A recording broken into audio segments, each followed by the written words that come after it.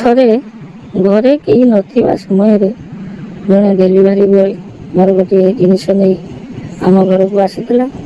ତ ମୁଁ ତାକୁ ପଠେଇଲି ଏବଂ ତା ପାଖରୁ କିପରି ଜିଆଁ ଖାଇ ମୋର ବିଆକୁ ଶାନ୍ତି କରେଇଥିଲି ସେହି ବିଷୟରେ ମୁଁ ଆଜି ଆପଣମାନଙ୍କୁ ଏ ଭିଡ଼ିଓରେ ଡିଟେଲ୍ସ କହୁଛି।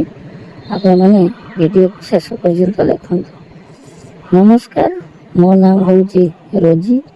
ଆପଣମାନେ ଦେଖୁଛନ୍ତି ଆପଣଙ୍କର ପ୍ରିୟ ଚ୍ୟାନେଲ୍ ପ୍ରିୟା ଟ୍ୟୁବ୍ ଚ୍ୟାନେଲ୍। ଏହି ଚ୍ୟାନେଲ୍ରେ ଆପଣମାନେ ହଟ୍ ଗେଁ ଭିଡ଼ିଓ ସବୁ ପାଇବେ। ଯଦି ଚ୍ୟାନେଲ୍କୁ ଆଜି ପର୍ଯ୍ୟନ୍ତ ସବସ୍କ୍ରାଇବ୍ କରିନଥିବେ ତେବେ ଦୟାକରି ଚ୍ୟାନେଲ୍କୁ ସବସ୍କ୍ରାଇବ୍ କରିବେ ଏବଂ ପାଖରେ ଥିବା ବେଲ୍ ଆଇକନ୍କୁ ନିଶ୍ଚିତ ଭାବରେ ଚିପିବେ, ଯାହାଫଳରେ ଆମ ଚ୍ୟାନେଲ୍ରେ ଛଡ଼ାଯାଉଥିବା ଭିଡ଼ିଓର ନୋଟିଫିକେସନ୍ ସର୍ବପ୍ରଥମେ ଆପଣଙ୍କ ପାଖକୁ ଯିବ। ନୋଟିଫିକେସନ୍ ବେଲ୍କୁ ଚିପିଲେ ମୋତେ ବି ଲାଗିବ ଯେମିତି ଆପଣ ମୋ ଦୁଧକୁ ଚିପୁଛନ୍ତି। ତ ଆସନ୍ତୁ ବର୍ତ୍ତମାନ ପୁରା କାହାଣୀକୁ ଜାଣିନେବା। ମୋ ସ୍ୱାମୀ ବାହାରେ ଚାକିରି କରନ୍ତି। ସେ 2 ମାସେ 3 ମାସେ ଥରେ ଘରକୁ ଆସନ୍ତି। ତ ମୁଁ ହେଉଛି ବହୁତ ବେଧି। ମୋତେ ସବୁବେଳେ ଜିଆଁ ଖାଇବାକୁ ଇଚ୍ଛା ହୁଏ, କିନ୍ତୁ ଯେହେତୁ ସ୍ୱାମୀ ଘରେ ନାହାନ୍ତି ତେଣୁ ମୁଁ ସେମିତି ଜିଆଁ ସୁଖ ପାଇପାରେ ନାହିଁ। କେବଳ କେତେବେଳେ କେମିତି ମୋ ବିଆରେ ଆଙ୍ଗୁଳି ଗେଞ୍ଜି ଟିକେ ଟିକେ ସେମିତି ମନକୁ ଶାନ୍ତି କରେଇ ନିଏ। ନଚେତ୍ ଆଇନା ସାମ୍ନାରେ ଛିଡ଼ା ହେଇ ମୋର ସମସ୍ତ ଲୁଗାପଟାକୁ ଖୋଲି ଦେଇ ପୁରା ଲଙ୍ଗଳା ହେଇ ମୁଁ ସେଇ ଆଇନା ଆଗରେ ଛିଡ଼ା ହୁଏ। ମୋ ନିଜ ଦୁଧକୁ ନିଜ ହାତରେ ଚିପେ, ପିଆରେ ହାତ ବୁଲାଏ। ଏମିତି କରି ମୁଁ ସାମାନ୍ୟ ଟିକେ ଶାନ୍ତି ପାଇଲେ ଶୋଇପଡ଼େ। ତ ଏଇଭଳିଆ କଷ୍ଟ ମୁଁ ସବୁବେଳେ ପାଉଥାଏ। ତ ଯେହେତୁ ସ୍ୱାମୀ ଘରେ ନାହାନ୍ତି ତେଣୁ ଯେକୌଣସି ଜିନିଷର ଦରକାର ପଡ଼ିଲେ ମୁଁ କ'ଣ କରୁଥାଏ ନା ଅନଲାଇନ୍ରେ ଅର୍ଡ଼ର କରୁଥାଏ। ତେଣୁ ଅନଲାଇନ୍ର ଅର୍ଡ଼ର କରିବା ଫଳରେ ସେଇ ଯେଉଁ ଯୁବକମାନେ ଅନଲାଇନ୍ରେ ଆସନ୍ତି ହେଲା, ସେମାନେ ଆସି ମୋତେ ଜିନିଷପତ୍ର ଦେଇଯାଆନ୍ତି। କେତେବେଳେ କେମିତି ଘରେ ମଧ୍ୟ ବସନ୍ତି ଏବଂ ଟିକେ ସମୟ କଥାବାର୍ତ୍ତା ହେଇ ଜିନିଷପତ୍ର ଦେଇ ତାଙ୍କର ପେମେଣ୍ଟକୁ ନେଇ ସେମାନେ ଚାଲିଯାଆନ୍ତି। ତ ସେଦିନ କ'ଣ ହେଇଛି ନା ସକାଳୁ ମୋତେ ବହୁତ ଜିଆଁ ଖାଇବାକୁ ଇଚ୍ଛା ହେଉଥିଲା। ମୁଁ ଆଉ ନିଜକୁ ଆୟତ୍ତରେ ରଖିପାରୁନଥିଲି। ତ ସେଇଦିନ ସଂଯୋଗବଶତଃ କ'ଣ ହେଇଛି ନା ଜଣେ ଡେଲିଭରି ବୟ, ତାର ବୟସ ଅନୁମାନ 20ରୁ 22 ବର୍ଷ ହେବ। ସେ କ'ଣ କଲା ନା ଦିନ 11ଟା ସମୟରେ ମୋର ଜିନିଷକୁ ଦେବା ପାଇଁ ଆମ ଘରେ ଆସି ପହଞ୍ଚିଲା। ସେ ଯେତେବେଳେ କଲିଂ ବେଲ୍ ଚିପେ ତା ପୂର୍ବରୁ ମୁଁ କ'ଣ କରିଥିଲି ନା ମୋ ବେଡ଼ରୁମ୍ରେ ଶୋଇ ମୁଁ ମୋବାଇଲରେ ବିପି ଦେଖୁଥିଲି ଏବଂ ବହୁତ ହିଟ୍ ହେଇଯାଇଥିଲି। ବିପି ଦେଖୁଥିବା ସମୟରେ ମୋ ଲୁଗା ଭିତରେ ମୁଁ ହାତ ପୁରାଇ ମୋ ବିଆକୁ ସଲସଲ କରୁଥିଲି। ତ ପୁରା ଉତ୍ତେଜନାର ଶେଷ ସୀମାରେ ପହଞ୍ଚି ସାରିଥିଲି ମୁଁ ସେତେବେଳେ। ସେଇ ସମୟରେ କ'ଣ ହେଇଛି ନା କଲିଂ ବେଲ୍ଟି ବାଜି ଉଠିଲା। ତେଣୁ ମୁଁ ଚାଉଁକିନା ଉଠି ପଡ଼ିଲି। ମୋବାଇଲଟିକୁ ବନ୍ଦ କରିଦେଇ ଯେତେବେଳେ ଡୋର୍ ଖୋଲିଦିଏ ଦେଖିଲା ବେଳକୁ ଗୋଟେ ସୁନ୍ଦର ଯୁବକଟିଏ ଠିଆ ହେଇଛି। ମୁଁ ତ ସେତେବେଳେ ପୁରା ଜିଆଁ ଖାଇବାକୁ ପାଗଳ ହେଇଯାଇଥିଲି। ତାପରେ ଏତେ ସୁନ୍ଦର ଯୁବକକୁ ମୁଁ ଯେତେବେଳେ ଦେଖିଦେଇଛି ମୁଁ ଆଉ ନିଜର ଲୋଭକୁ ସମ୍ଭାଳି ପାରିଲି ନାହିଁ। ମୋ ମନ ଭିତରକୁ ଆସିଲା ଯେ ଯେମିତି ବି ହଉ ଏ ଟୋକା ପାଖରୁ ମୋତେ ଆଜି ଜିଆଁ ଖାଇବାକୁ ହେବ। ଅବଶ୍ୟ ସେ ମୋ ଠାରୁ ବୟସରେ କମ୍, ତଥାପି ସେ କାମ ଚଳେଇ ନେବ ଏହା ଭାବି ମୁଁ କ'ଣ କଲି ନା ଡୋର୍ ଖୋଲି ସାରି ତାକୁ ଘର ଭିତରକୁ ଆସିବାକୁ କହିଲି। ଖରାଦିନ ପ୍ରବଳ ଗରମ ମଧ୍ୟ ହୋଇଥାଏ। ତେଣୁ ସେ ମଧ୍ୟ ଘର ଭିତରକୁ ପଶି ଆସିଲା ଏବଂ ତାକୁ ଦେଖି ମୁଁ ବି ଚିହ୍ନି ପକାଇଲି, କାରଣ ସେ ପୂର୍ବରୁ ବି ଥରେ 2 ଥର ଆମ ଘରକୁ ଆସିଛି। ତେଣୁ ସେ ହସିକିନା କହିଲା, ମ୍ୟାଡ଼ାମ୍ ଆଉ କ'ଣ ପ୍ରବଳ ଗରମ ହେଇଛି, ଆଉ ଟିକେ ଥଣ୍ଡା ଦିଅ। ମୁଁ କହିଲି ହଉ ତମେ ବସ, ମୁଁ ତୁମ ପାଇଁ ଥଣ୍ଡା ଆଣୁଛି। ତାପରେ ମୁଁ ଫ୍ରିଜରୁ ଯାଇ ଥଣ୍ଡା ନେଇ ଆସିଲି। ଗିଲାସେ ଥଣ୍ଡା ଆଣି ତା ହାତରେ ଧରେଇଦେଲି ଏବଂ ତା ପାଖ ଚେୟାରରେ ଯାଇ ବସି ପଡ଼ିଲି। ସେ ଥଣ୍ଡାଟିକୁ ପିଇଲା ଏବଂ କହିଲା, ବହୁତ ଶାନ୍ତି ଲାଗିଲା ମ୍ୟାଡ଼ାମ୍, କାରଣ ଆଜି ଯେଉଁ ଗରମ ହେଇଛି ଏଥିରେ ଏ ଥଣ୍ଡା ପୁରା ଅମୃତ ଭଳି ଲାଗୁଛି। ମୁଁ ତାକୁ ହସି ହସି କହିଲି, କ'ଣ ଖାଲି ଥଣ୍ଡାରେ ଚଳିଯିବ ନା ଆଉ ଟିକେ ଅଧିକ ଥଣ୍ଡା ହେବ? ସେ କିଛି ବୁଝିପାରିଲା ନାହିଁ। ସେ କହିଲା, କ'ଣ କହିଲେ ମ୍ୟାଡ଼ାମ୍? ମୁଁ କ'ଣ କଲି, ସିଧା ଉଠି ପଡ଼ିଲି ଏବଂ ତାକୁ ଧରି ପକାଇଲି। କହିଲି, ଖାଲି ଥଣ୍ଡା ପିଇଦେଲେ କ'ଣ ହେଇଯିବ? ତମେ କ'ଣ ଆଉ କିଛି ଥଣ୍ଡା ଚାହୁଁନ? ସେ କହିଲା, ମ୍ୟାଡ଼ାମ୍ ଏସବୁ କ'ଣ ହେଉଛି, ମୋତେ ବହୁତ ଭୟ ଲାଗୁଛି।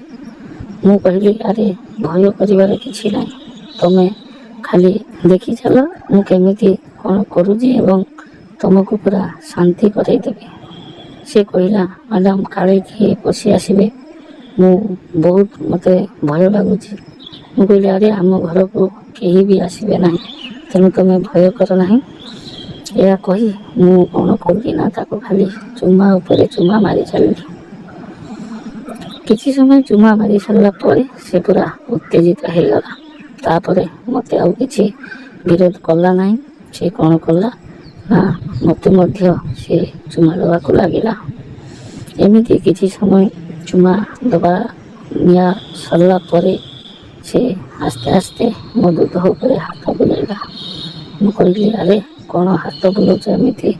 ସମ୍ପୂର୍ଣ୍ଣ ଦୁଧଟିକୁ କାଢ଼ି ପାଟିରେ ତାକୁ ଟିକେ ଚାଟ। ଏବଂ ସେ ମଧ୍ୟ ସେୟା କଲା। ସେ କ'ଣ କଲା ନା ବ୍ଲାଉଜକୁ ଖୋଲିଦେଲା, ଶାଢ଼ୀକୁ ଖୋଲିଦେଲା, ମୋତେ ପୁରା ଲଗ୍ନ କରିଦେଲା ଏବଂ ମୋତେ ଲଙ୍ଗଳା କରି ସେ କ'ଣ କଲା ନା ମୋ ଦୁଧରେ ତା ମୁହଁକୁ ମାରିଲା। କିଛି ସମୟ ଦୁଧକୁ ଚାଟି ସାରିଲା ପରେ ମୁଁ କ'ଣ କଲି ନା ତା ମୁଣ୍ଡଟିକୁ ନେଇ ମୋ ବିଆର ଯେଉଁ ସ୍ଥାନରେ ଚାଟିଲେ ମୋତେ ବହୁତ ଆରାମ ଲାଗେ, ମୁଁ ସେହି ସ୍ଥାନରେ ନେଇ ତା ମୁହଁଟିକୁ ଜାକି ଧରିଲି।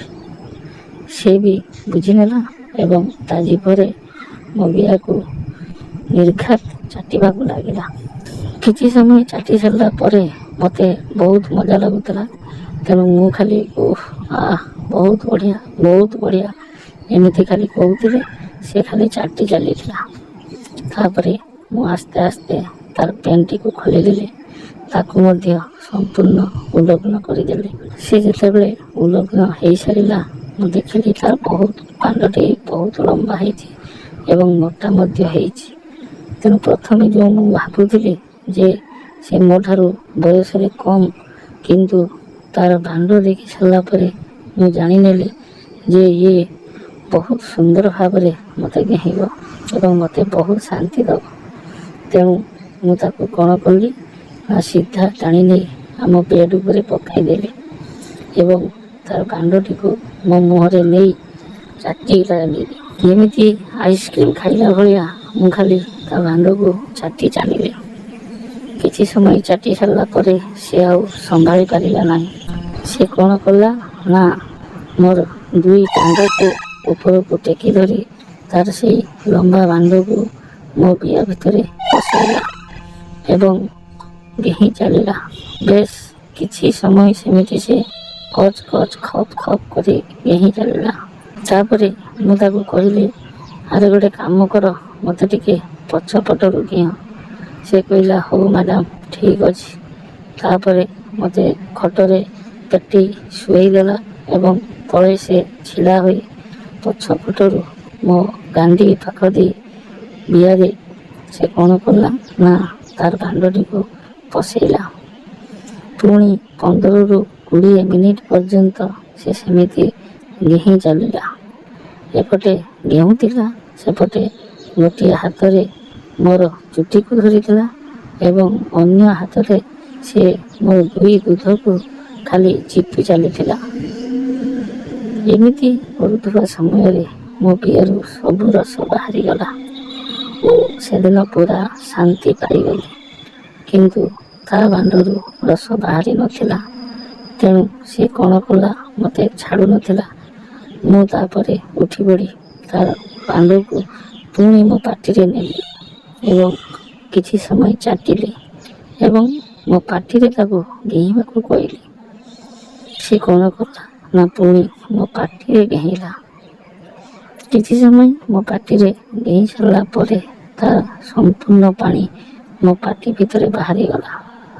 ମୁଁ କ'ଣ କଲି ନା ସେଇ ପାଣିକୁ ମୋ ଦେହରେ ଚାରିଆଡ଼େ ଘଷିଗଲି ଏବଂ ପୁରା ତେଲ ମାରିବା ଭଳିଆ ମୁଁ ତାର ସେଇ ବୀର୍ଯ୍ୟକୁ ମୋ ସାରା ଦେହରେ ଘଷିଦେଲି।